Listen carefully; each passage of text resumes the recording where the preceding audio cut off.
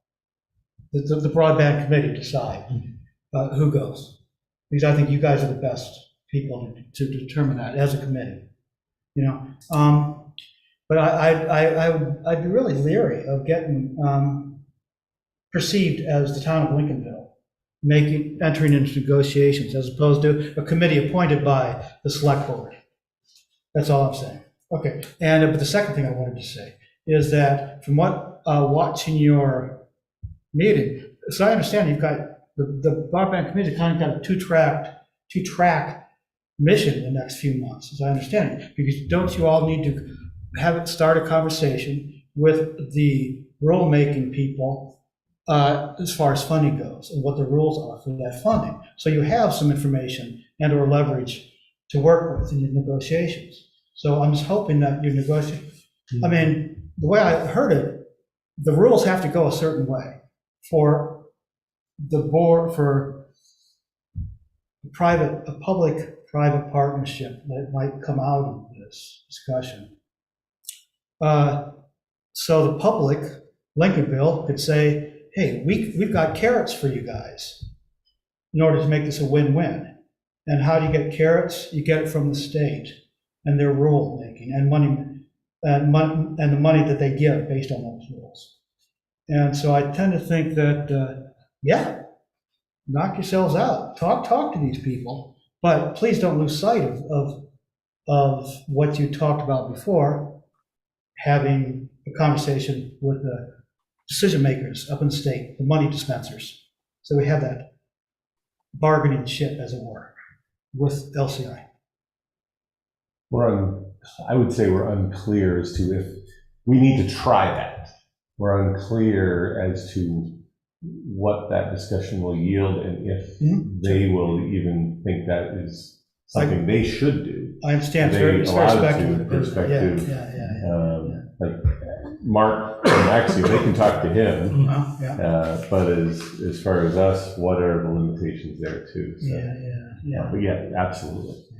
And I would say, Mike, just for clarification regarding perception and reality is that the broadband committee is acting at the pleasure of the select board. And so the broadband committee is the select board, and therefore it's, you know, whether it happens to be two select, if there's three select board members, that's a problem. Right. Yeah. Two select board members is indistinguishable from the committee itself, which is acting on the behest of the select board. So I just, you know, there really should never be a differentiation, which then by default is the town. But I would say that having two select board members in those meetings would be seen favorably by LCI, because, you know, it takes 3 out of 5 of us to make a decision. And if 2 people are there, and again, we're there representing the select board, it's going to feel more like, well, we're actually talking to two out of 5 decision makers versus 2 broadband committee members who speak to the select board. They want to know this is a serious conversation, you know, that it's not, because we want reality, we want honesty, we want trust in these meetings. But again, I agree with you that I want the broadband committee to choose the 2 people that they think is best for that representation in that room. Sure. So I've seen David several times. Is it all right if he interjects here? Just a couple of thoughts. The first is we or you all want to make sure that what you're asking the broadband committee to do is part of the charge that you originally gave the broadband committee, which, excuse me, I don't necessarily have in front of me, and I don't know, even if I did, I probably could twist it either way. The other is if the town of Lincolnville, whether it be its broadband committee or its board of selectmen or anybody else acting on behalf of the town, wants to, I've heard the word negotiations thrown out there, have that type of discussions with a private entity, I would encourage this board to meet with council prior, because council gives you good counsel, and if you're going to have a discussion about your legal rights and duties as a board,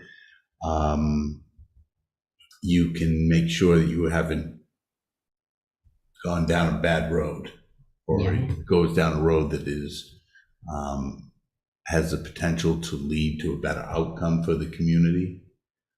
So I would do two things if I were in your shoes. One would be to check your charge, and two, before anybody went off to request the meeting, have a conversation amongst the five of you that are elected policy setters with somebody skilled in keeping towns out of trouble and getting the best result. And I'd be happy to try to set that up if that's something you wanted to do. One of the questions I would ask council, I guess I could ask you right now, but I guess we're probably on a meeting with that council, would be, do these meetings have to be open to the public? Can they be closed door? Can the reporting of those meetings be closed door? Do they have to be open to the public, et cetera, et cetera? Well, it depends on what you're trying to get to. And I mean, there are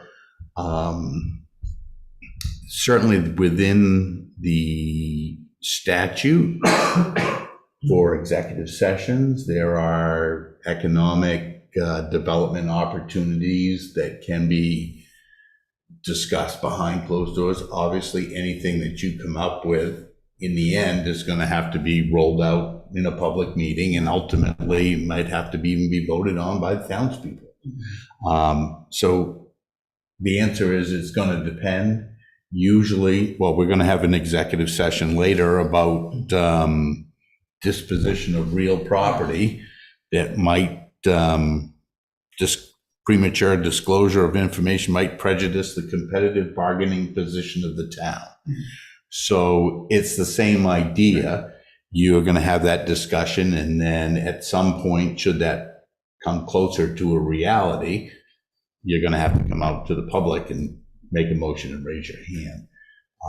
So I think your questions, you should start to formulate those questions, and we probably should have, rather than a phone call or a Zoom call, we ought to have a close to in-person conversation with Attorney Daggett and whoever else she might think might be good to roll into that conversation face to face. That's me. So I would say, one, I'm glad we're having this conversation, but two, I'm disappointed that all I have in my packet is a flyer to be distributed for the broadband, on behalf of the broadband committee, and that there wasn't a substantive heads up regarding this conversation, because this is not an unsubstantive conversation to be having. But since we have had it, I concur with David that I think that we should look at our next agenda of having a conversation with council before the broadband committee does anything, to make sure that we are all very clear, so we don't step in it, and that any conversations are as productive as they possibly can be. Well, we weren't about to have this. Oh, no, I didn't. This meeting with LCI. Sure. No, I didn't. I don't mean to imply that, but anyone want to speak to this flyer that it is is the only thing in our Before that, I was wondering if you were able to reach out to LCI about the $30 a month. Oh, yep. Plan we talked about. No, but yes. Okay. They have I can't remember the name of the program. Portable connectivity program? Yeah. Maybe. ACP. The answer is, I believe so, yes. As in they have that program? Yeah. Okay. Or in the process of having that program, or it's going to be available to people. I know that they are LCI or Tidewater, I can't remember which, is listed in the government list of ACI participating ISPs. I love all these acronyms. Yeah. But I don't know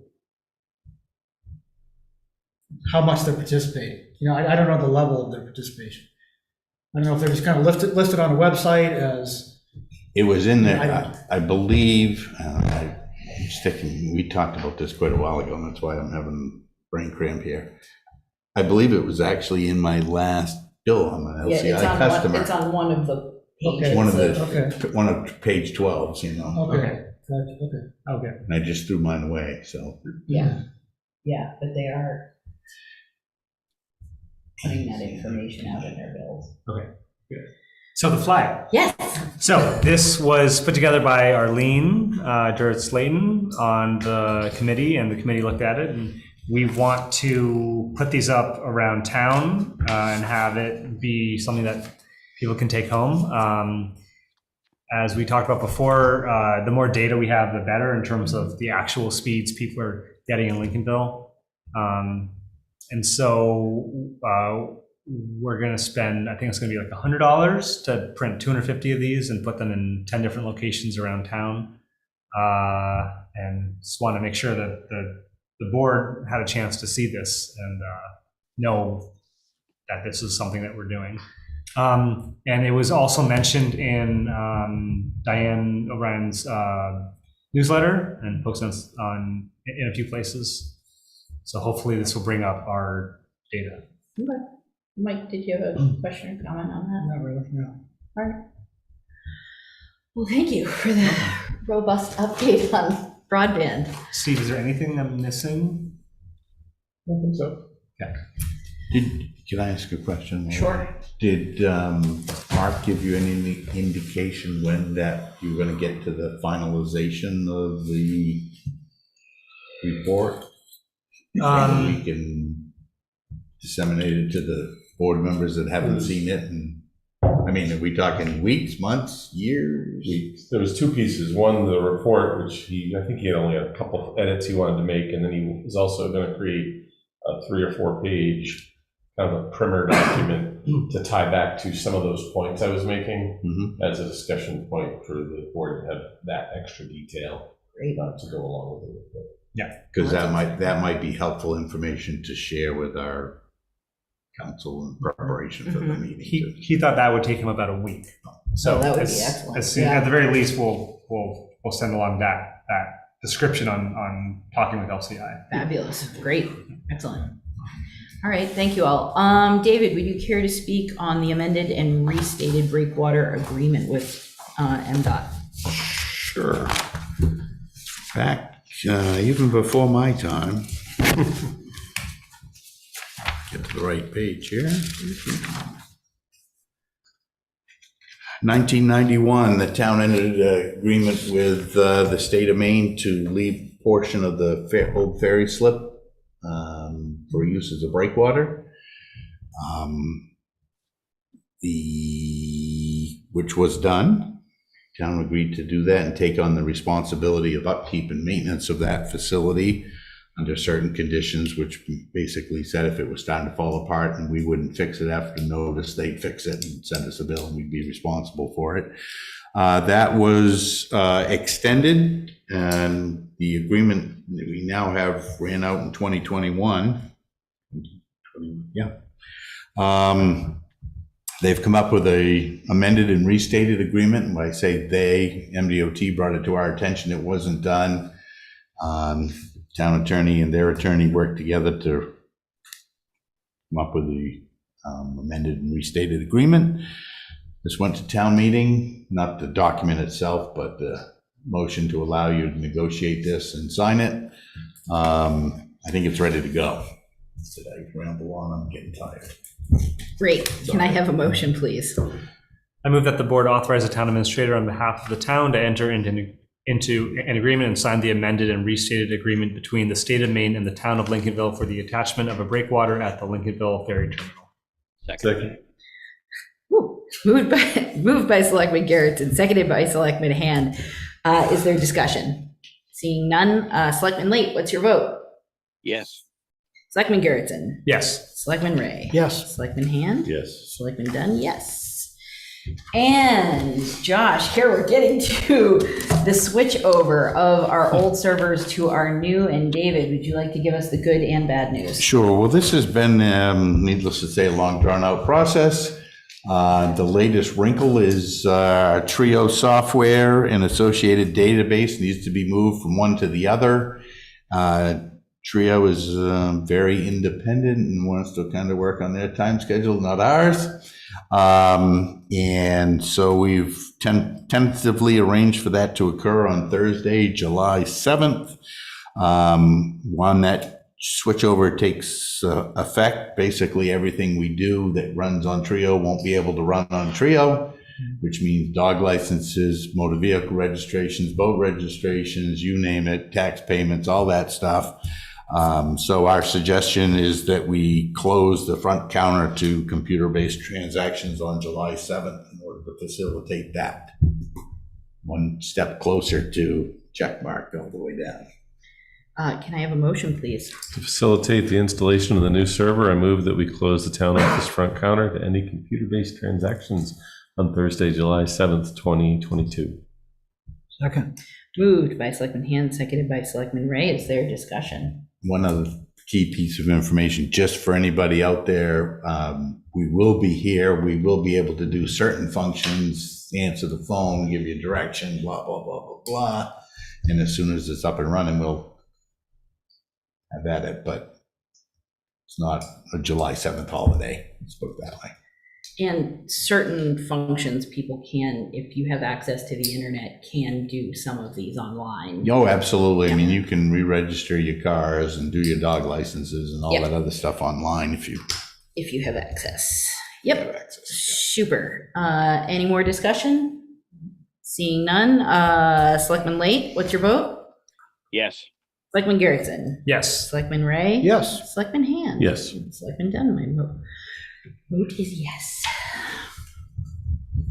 And we have the Emergency Medical Services Agreement from Northeast Mobile Health Services in front of us. Are there questions regarding this draft extension?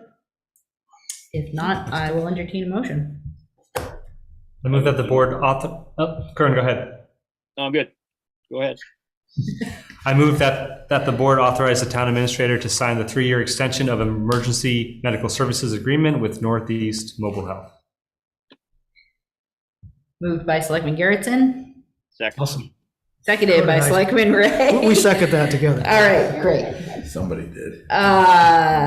Is there any discussion? Seeing no discussion, Selectman Late, what is your vote? Yes. Selectman Garrettson. Yes. Selectman Ray. Yes. Selectman Hand. Yes. And Selectman Dunn, my vote is yes. And Selectman Late, do you have an update for us? I do not. Okay, thank you. Selectman Garrettson. I do not. Selectman Ray.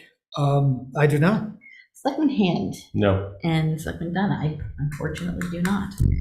Having dispensed with that, we have the treasurer and payroll warrants to approve and sign.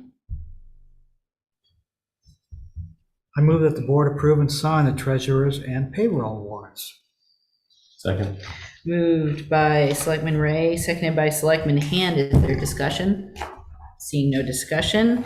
Selectman Late, what is your vote? Yes. Selectman Garrettson. Yes. Selectman Ray. Yes. Selectman Hand. Yes. Selectman Dunn, my vote is yes. Thank you all very much. And David, would it be fair to make both Yes, executive please. motions, please? I will entertain. We have 2, as David alluded to earlier, executive sessions to enter into. First, to discuss a personnel matter, and the second regarding disposition of real property. So will someone make those executive motions, please? I move that the board enter into executive session pursuant to Title I MRSA Section 405, Section 6A to discuss a personnel matter. I think we can lump them together in this And particular 405, circumstance. 6C to discuss the possible disposition of real property where premature disclosure of information would prejudice the competitive bargaining position of the town. Moved by Selectman Hand, Second. Seconded by Selectman Ray. Is there discussion? Seeing no discussion, Selectman Late, Yes. Selectman Garrettson, Yes. Selectman Ray? Yes. Selectman Hand? Yes. Selectman Dunn, yes, we are now in executive session. Melissa, thank you so much. Welcome, have a good night. Thank you, you too. Okay, now, you're And gonna, Melissa,